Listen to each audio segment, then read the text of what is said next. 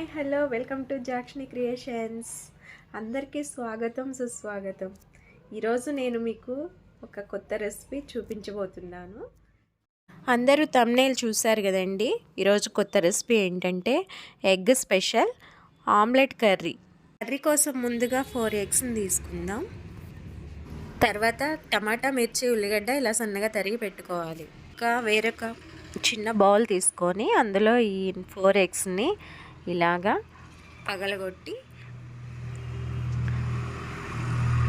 స్పూన్తో ఒక్కొక్కటి 4 ఎగ్స్ని మొత్తం బ్రేక్ చేసేసి ఆ బౌల్లో కొంచెం సాల్ట్ వేసేసుకొని ఆమ్లెట్కి ఎలా మిక్స్ చేసుకుంటామో అలా మిక్స్ చేసి పక్కన పెట్టుకుందాం. ఓకే, నెక్స్ట్ ఇక ఈ ప్రాసెస్ స్టార్ట్ చేద్దాము. ముందుగా ఆమ్లెట్ రెడీ చేసుకుందాం. కర్రీ కోసము ఆమ్లెట్ ప్యాన్ స్టవ్ పై పెట్టేసి ఇలా ఆయిల్ వేసేసుకోండి. ఆమ్లెట్ ఎక్కింది కదా, ఇక ఆమ్లెట్ ప్రిపేర్ చేసుకుందాం. మనం బౌల్లో తీసుకున్నటువంటి ఆమ్లెట్ పెట్టుకున్నాం కదా, అది మొత్తం ఒకే ఆమ్లెట్ లాగా ఇలా వేసేయాలండి. ఇలా పొంగుతుందో మంచిగా ఆమ్లెట్ మంచిగా రెడీ అయిపోతుంది. నెక్స్ట్ అయిన తర్వాత మనం ఏం చేయాలంటే 4 పీసెస్ లాగా ఇలా 4 పీసెస్ ఇలా కట్ చేసుకొని నెక్స్ట్ ఏం చేయాలంటే వీటిని ఒక్కొక్క పీస్ లాగా ఇలాగా రివర్స్ తిప్పేయాలండి. ఆ 4 పీసెస్ని ఒక్కొక్క పీస్ లాగా ఇలాగా రివర్స్ చేసుకోండి. అయితే మంచిగా ఫ్రై అయిపోతుంది. ఒకేసారి తిప్పితే ఏమవుతుందంటే మొత్తం రెడీ అయిపోయిందండి. స్టవ్ ఆఫ్ చేసుకొని ఇప్పుడు నెక్స్ట్ ప్రాసెస్, మనం ఈ ఆమ్లెట్ని ఒక్కొక్కటి అన్ని పీసులు చిన్న చిన్న పీసులుగా కట్ చేసుకోవాలి. మొత్తం కట్ చేసుకొని పక్కన పెట్టేస్తుంది కదా. నెక్స్ట్ ప్రాసెస్ కర్రీ ప్రిపేర్ చేసుకుందాము. కర్రీని స్టవ్ పై పెట్టుకొని ఇలా ఒక 3-4 స్పూన్స్ ఆయిల్ వేసుకోండి. నెక్స్ట్ ఇప్పుడు ఆయిల్ వేడైందో లేదో చూసుకుందాము.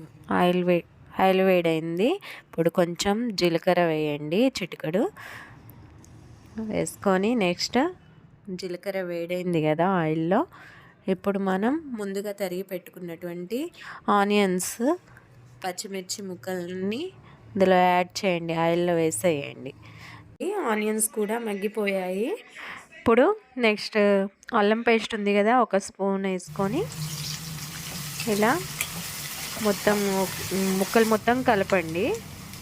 నెక్స్ట్ కొంచెం పసుపు వేయండి, 1/2 స్పూన్ చాలు. పసుపు వేసుకున్న తర్వాత అదే స్పూన్తో ఒక 1/2 స్పూన్ సాల్ట్ వేసుకోండి. మొత్తం ముక్కల్ని కలిపేసేయండి ఇలా. నెక్స్ట్ చూడండి ఎలా ఉడికిపోయిందో, ఒక 10 నిమిషాల తర్వాత చూసుకొని నెక్స్ట్ ఇంతకుముందు కట్ చేసి పెట్టుకున్నాం కదా టమాటా పీసెస్ ఇందులో వేసేయండి. టమాటా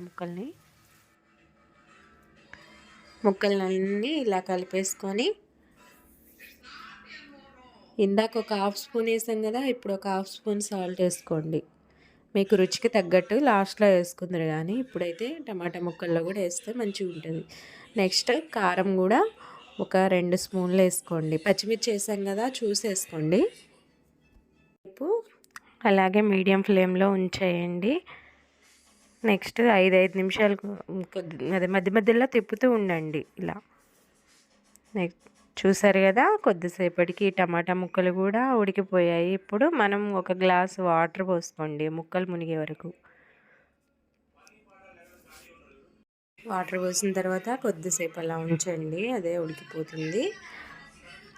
ముక్కలన్నీ ఇలాగా ఉడికిన తర్వాత నెక్స్ట్ మనం ఇంతకుముందు చేసుకున్నాం కదా ఆమ్లెట్ పీసెస్ని ఇందులో కర్రీలో వేసేయండి. కర్రీలో వేసి ఇలా తిప్పుకోండి. నెక్స్ట్ కొద్దిసేపు ఒక 2 నిమిషాలు అలా ఉడికిచ్చేస్తే కర్రీ చూడండి ఎలా అసలు మస్తు గుమగుమలు వస్తున్నాయి మంచిగా. అసలు ఎంత టేస్టీగా ఉంటుందంటే లాస్ట్లో గరం మసాలా చల్లేసుకోండి. మసాలా వేసిన తర్వాత ఇలా స్పూన్తో ఇలా తిప్పేసుకోండి. అంతేనండి, కర్రీ చూసారా ఎంత మంచిగా ఉడికిపోయిందో. లాస్ట్లో కొత్తిమీర చల్లేసుకోండి. అంతే, కర్రీ రెడీ అయిపోయింది. మనకి ఈ కర్రీని రైస్ వేడి వేడి అన్నంలో, జొన్న రోటీలో చాలా చాలా టేస్టీగా ఉంటుంది. తింటే మాత్రం వదిలిపెట్టారు.